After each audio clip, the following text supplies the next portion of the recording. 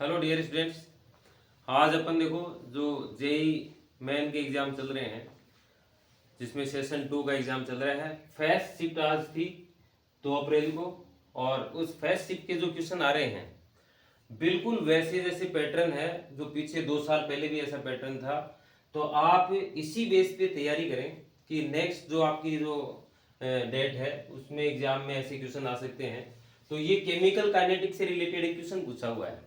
Chemical kinetic वाले में देखो कि केमिकल काइनेटिक्स से जो रिलेशन है टेम्परेचर का, उसमें एक्टिवेशन एनर्जी के साथ भी रिलेशन था, ठीक है ना, उसके साथ रिलेशन पूछा हुआ है। तो यहाँ देखो फॉर फर्स्ट ऑर्डर रिएक्शन दे रखी है, रेट कांस्टेंट है 27 degree Celsius and T degree R 1.5। आपको रेट कांस्टेंट दे रखे हैं अलग अलग टेम्परेचर पे।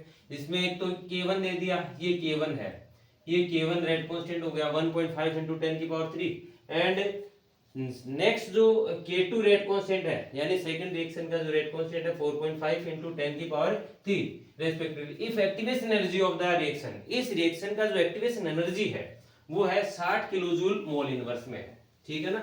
अब आपको आर की वैल्यू देखो, देन आर इक्वल टू है 8.3 जूल पर केल्विन पर मोल में। लॉग 3 की वैल्यू भी आपको दे रखी है 1.1।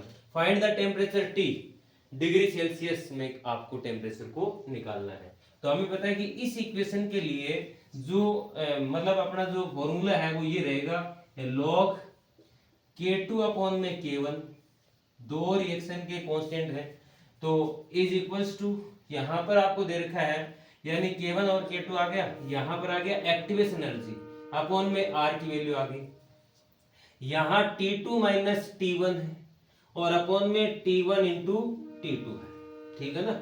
अब यहां पर देखो आपको K2 क्या दे रखा है, यानी रेट कांस्टेंट जो सेकंड है वो K2 है, ये K2 है और ये था K1। तो इसकी जगह रखो आप log K2 का है 4.5 इंटू 10⁻³ अपॉन में दे रखा आपको K1 1.5 इंटू 10⁻³। ये आ गया बेटा। एक्टिवेशन एनर्जी आपको देखो 60 किलो जूल में देखिए, यानी 60 किलो जूल मोल इनवर्स में है। इसका मतलब अपने पास R की वैल्यू जूल में है तो उसको भी अपन जूल में कन्वर्ट करेंगे। तो 60 इंटू 10 की पावर क्या होगी 3 अपॉन में क्या आ गया R की वैल्यू कितना 8.3 joule kelvin inverse mole inverse, ये है अपने पास R की वैल्यू।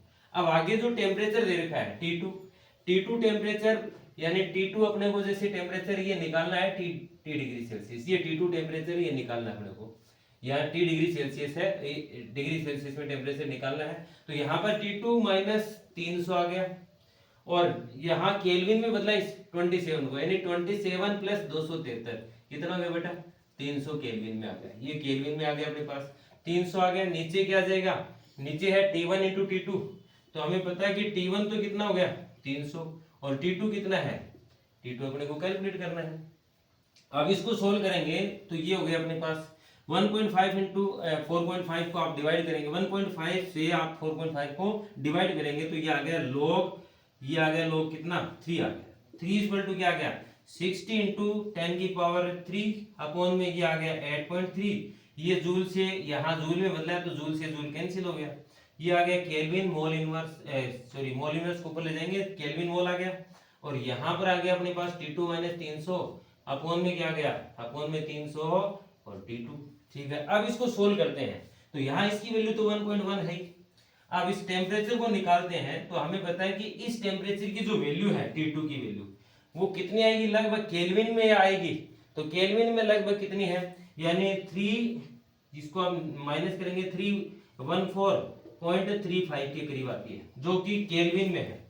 अब डिग्री सेल्सियस में आपको निकालना है, तो डिग्री सेल्सियस में निकालना तो इसमें से क्या कर दें 273 को माइनस कर दो, 273 पॉइंट यानी 273.15 को माइनस करेंगे तो लगभग कितना आएगा 41.2 के करीब आ गया अबाउट में। तो ये आपका आंसर हो गया 41, यहाँ 41 अबाउट में आंसर लिख सकते हैं, कोई दिक्कत नहीं है, ठीक है। ओके बेटा।